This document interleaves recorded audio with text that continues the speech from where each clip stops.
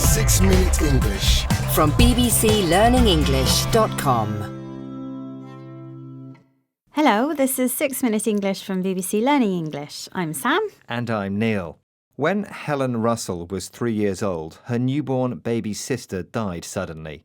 Looking back at that sad time, Helen remembers making a big decision. She wanted to be happy.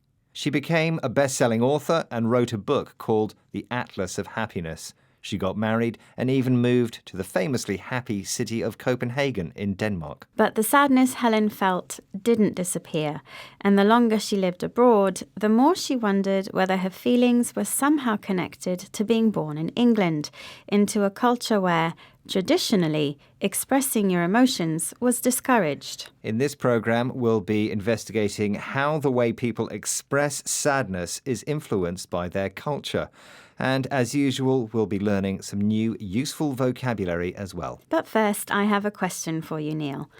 In English, there are many idioms which describe being sad, including down in the dumps, meaning that you feel miserable and depressed. Also, emotions are often associated with colours. For example, you might go red with anger or turn green with envy. But which colour is associated with sadness? Is it A, yellow, B, blue, or C, brown? I think the answer is blue. OK, Neil, we'll find out later in the programme. Around the world, cultures express emotions very differently. In Spain, flamenco performers express their emotions with colourful displays of song and dance, whereas in Japan, crying is considered weak and shameful. To discover more about how British people express their feelings, Helen Russell interviewed Thomas Dixon, a professor at the Centre for the History of Emotion, for BBC World Service programme, The Documentary. The word sad, as you will know, Helen, literally means sated or full. So its earliest uses in English, it means being literally fed up, being full of something. Sad or sated means heavy and full.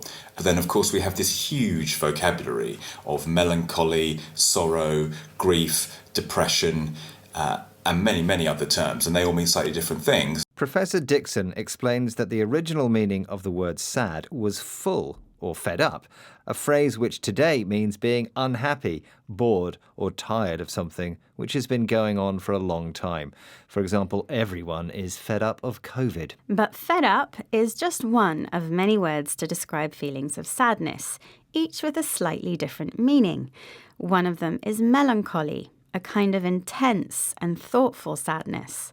Another is grief, a strong sadness often caused by the death of someone you love. In Irish culture, melancholy is expressed artistically in poems or songs, and in other cultures, India, for example, grief can be expressed by professional mourners who are paid to cry by the family of the person who has died.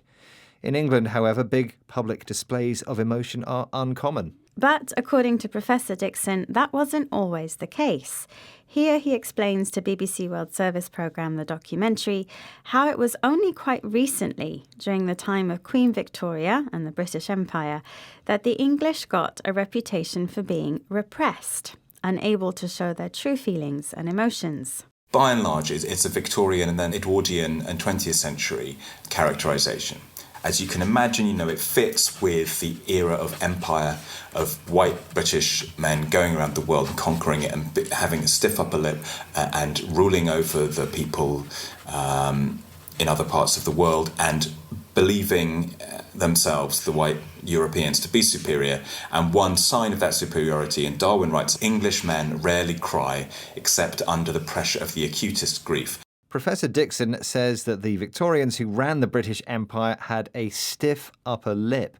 These men believed they were better than everyone else, and that to cry was a sign of weakness.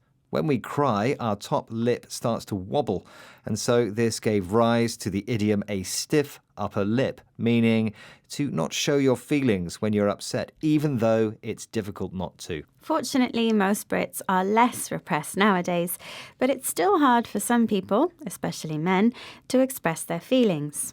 Sometimes drinking alcohol gives people the courage to say what they're feeling, but this is not so healthy and can even increase feelings of depression. It's talking to someone about your feelings that can really help and keep away the blues. And in saying that, I think I've answered your question, Sam.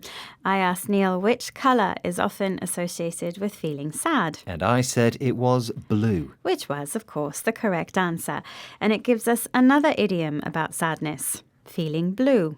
Okay, let's recap the vocabulary we've learned from this programme about the emotion of sadness, or, in other words, feeling down in the dumps. If you are fed up of something, you're unhappy, bored or tired of it, especially if it's been happening a long time. Melancholy is a type of intense and thoughtful sadness, while grief is a strong sadness, usually caused by someone's death. The adjective repressed means unable to show your true feelings and emotions. And finally, the uniquely British idiom to keep a stiff upper lip means not to show your feelings when you're upset, even though it is difficult not to. Hiding your feelings definitely won't make you happy, but making friends and learning something new might. So remember to join us again soon here at 6 Minute English. Bye for now. Goodbye. 6 Minute English. From bbclearningenglish.com.